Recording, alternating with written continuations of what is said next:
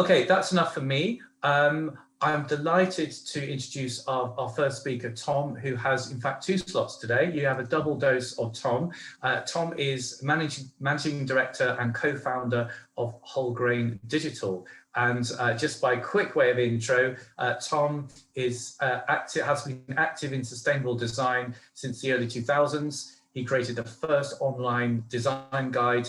And a little bird tells me, Tom, that there is a book being launched this month on sustainable web design. So, Tom, over to you. Thanks, Ben.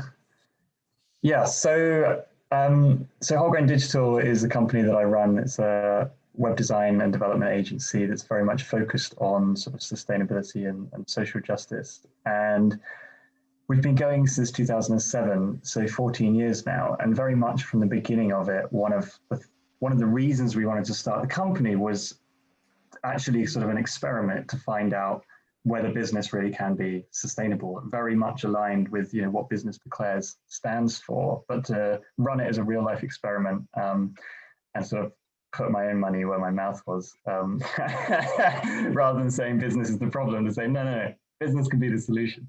So we've been doing that for 14 years. And in the next sort of 12, 15 minutes, I'm just going to run through some of the things that we've done over the years to try and take on that challenge, particularly in regard to sort of carbon emissions and climate change.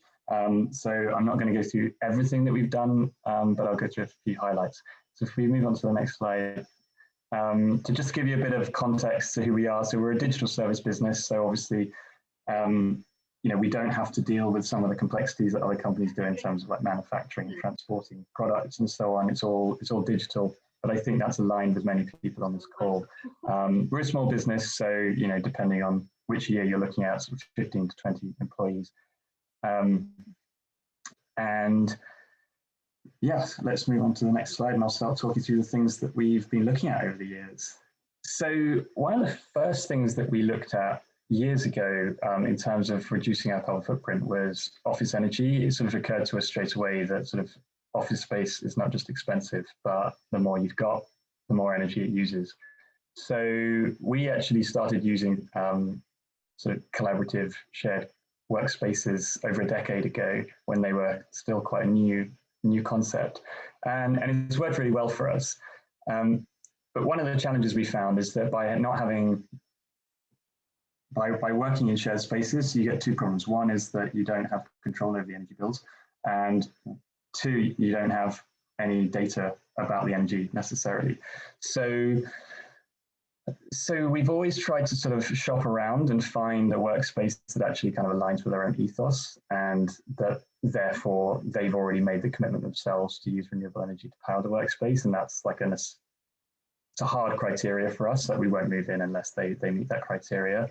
But then getting the actual data for like the energy that we're using as a team in terms of how much of that space are we using has been a challenge. One of our earlier workspaces actually opened up and like gave us all of the data for the energy bills and the contract for the electricity supplier, and that was all like super helpful. Then a few years ago, we moved to a different workspace where that information was not available. It's not through lack of goodwill, it was, the organization's not really geared up for it. So that creates some challenges in terms of like, how do we actually account for our own emissions, but also in terms of things like B Corp assessment. We're a certified B Corp, providing evidence that our office space uses renewable energy. If we don't have the energy bills, and we don't have a way of getting a copy of them, then we can't submit that as evidence. So there are challenges in shared workspaces, but I think in general, it's something interesting to explore in terms of more efficient use of buildings. And I think that's really the key thing, and putting pressure on these shared working spaces to actually use renewable energy, super important. If we move on to the next slide, one of the biggest things we've done, the single biggest thing we've done to reduce our carbon emissions as a company was to introduce a no-fly policy. And we did this, I think, about 4 or 5 years ago.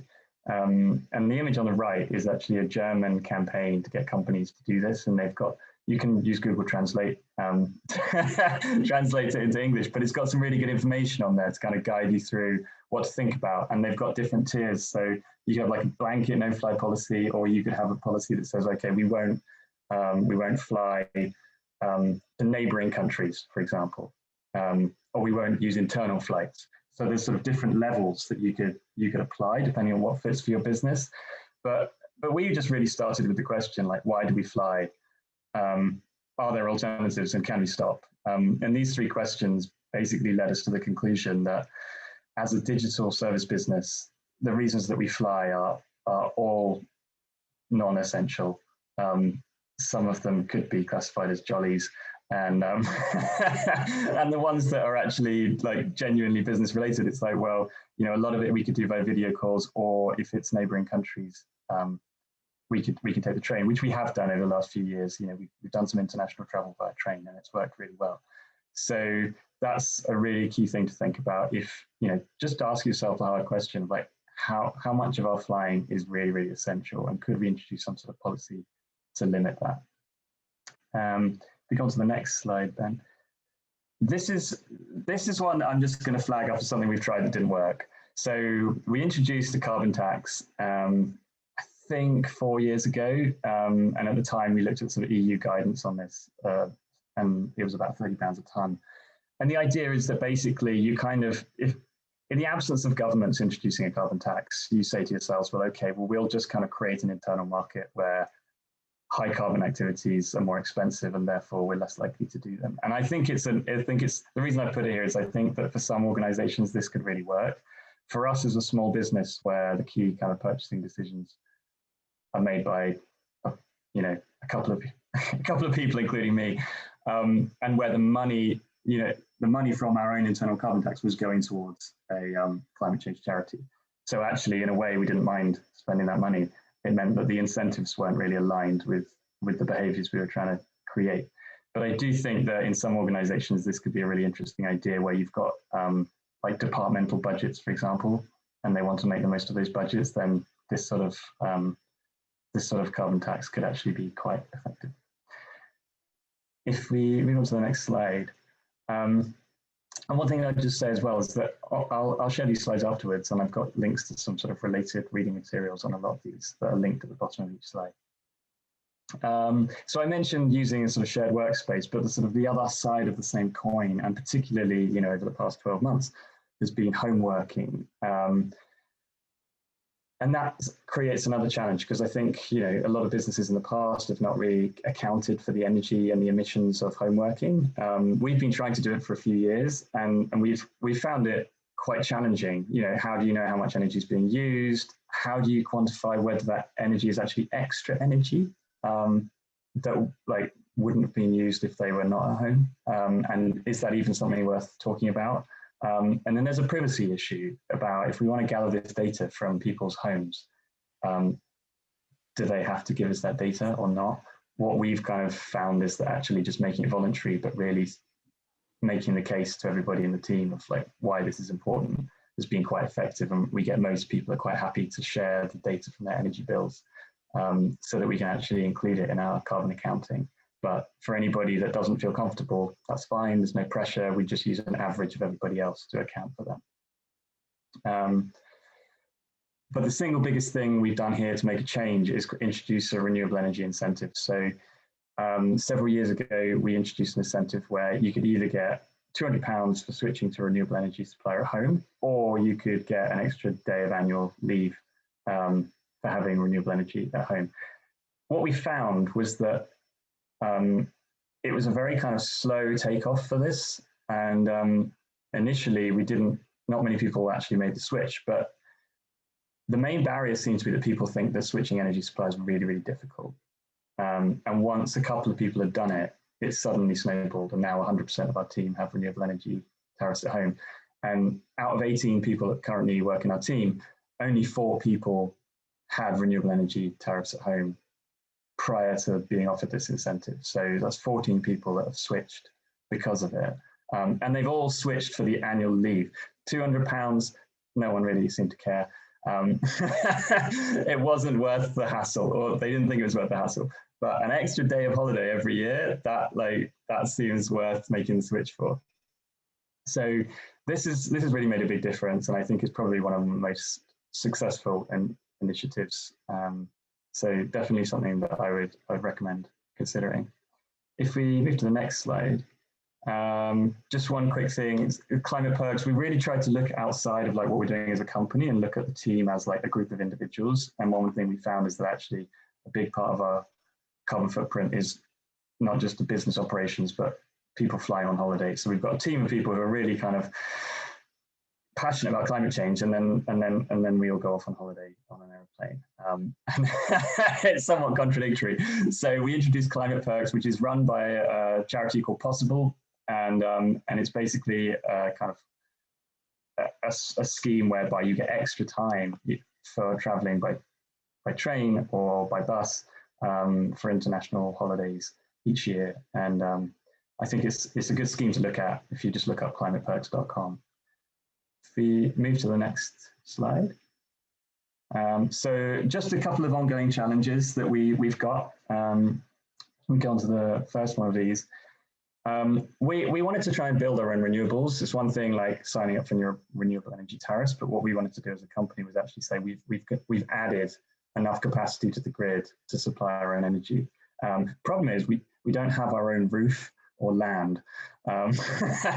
So we actually teamed up with a charity, and we found a space in London, a community space where we could actually build a little solar farm. And we did this as a team building project, and we funded it.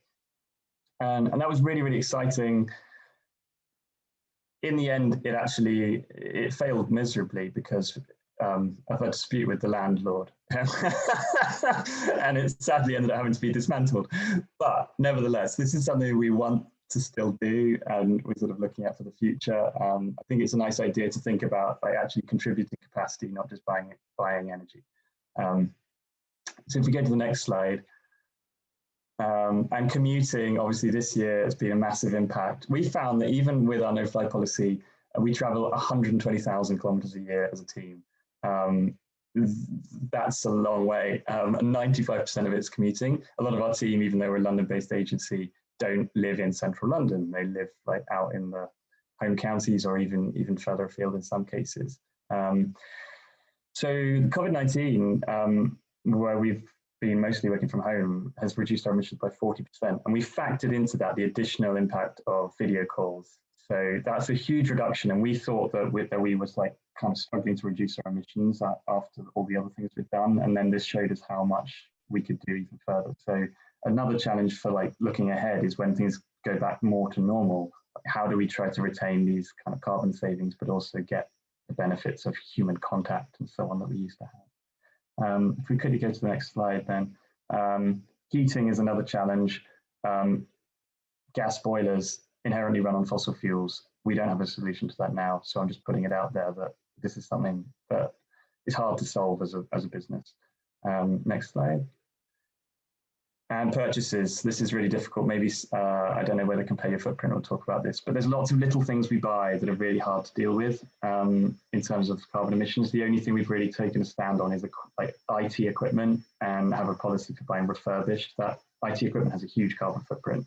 So buying refurbished equipment is a good step, but all the little things are really hard to tackle. Next slide. And so finally, if we just look at what we're doing to calculate an offset, on the next slide, we've been doing this in a spreadsheet, and this is partly because we wanted to learn and like tailor things to ourselves. We've been doing this for about 4 or 5 years, and you can find the spreadsheet on the link at the bottom of the slide. But this year, I think we really want to move to a software. The spreadsheet works, and it's relatively simple. You can use the template that we've got online, and it's good to learn. But I think, ultimately, a nice user interface and simplicity is going to make our lives a lot easier, and especially with time being a barrier. And then the final thing is just offsetting. We're looking at drawdown versus reduction. So for us, like drawing emissions out of the atmosphere, to us is a priority over just like reducing other people's emissions in offsetting schemes. We like to look at timeframes. So if you're doing things like tree planting, are they the emissions reductions happening this year, in the year that we emitted, or are they happening over the next 25, 30 years? So actually synchronizing the drawdown in the same sort of time frame as the emissions to us is something that we think is really important to think about. And then looking at credibility of the schemes we're using, and some challenges for the future, like historical emissions. We'd like to do something about it. We haven't figured out how to do that. And our Green Handshake is a scheme where we plant 1,260 trees when somebody joins our team, which roughly on an annual basis, once they get going, draw down roughly the amount of emissions of an average UK person. So it's just sort of a Green Handshake for somebody to join the Wholegrain team.